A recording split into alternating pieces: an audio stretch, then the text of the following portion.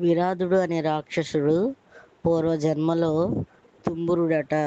తుంబురుడు అంటే నారదుడు తుంబురుడు ఇద్దరు వీణలు పట్టుకుని వాయించుతూ దేవుని దైవనామస్మరణ చేస్తూ ఉంటారు కదా, ఆ తుంబురుడట విరాధుడు. తుంబురుడు ఒకసారి రంభతో కలిసి ఆ, హాయిగా ఆడుకుంటూ ఉంటుంటే ఆ, కుబేరుడు పిలిచాడట.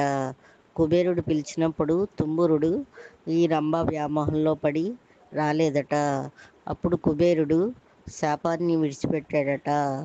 విరాధుడు విరాధుడు అనే రాక్షసుడిగా మారిపో, అందరినీ హింస చెయ్యి అని చెప్పి ఆ, తుంబురుడికి శాపాన్ని ఇచ్చాడట. అప్పుడు తుంబురుడు అయి బాబోయ్ అని భయపడి అప్పుడు కుబేరుడిని శరణు వేడగా, అప్పుడు నిన్ను రాముడు లక్ష్మణుడు వచ్చి నీకు మోక్షాన్ని ప్రసాదిస్తారు అని చెప్పి కుబేరుడు వెళ్ళిపోయాడు. అప్పుడు తుంబురుడు విరాధుడుగా రాక్షసుడిగా మారిపోయాడు. ఆ విరాధుడే ఈ రామలక్ష్మణులు శుభ్రంగా ఆయుధములు వేసి చంపితే ఆయుధములకు చావడు కనుక వీళ్ళు శుభ్రంగా కాడతో చేతులతో మదించారు. అప్పుడు విరాధుడికి జ్ఞానం వచ్చింది. రామచంద్ర, నువ్వు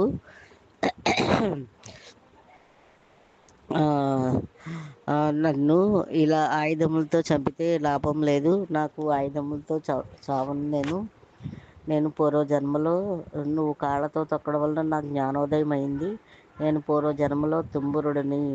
ఈ రంభ వ్యామోహంలో పడడం వలన నాకు కుబేరుడు శాపాన్ని ఇచ్చాడు.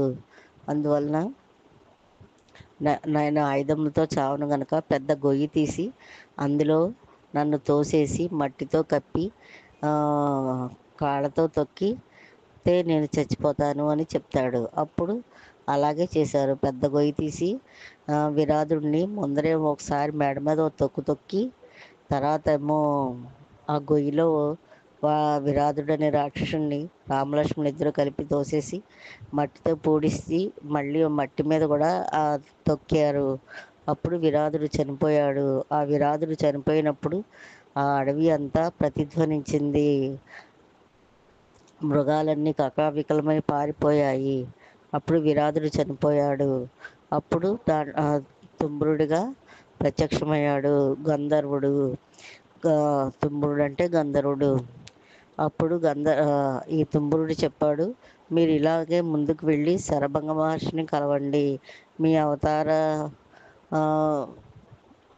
అవతారానికి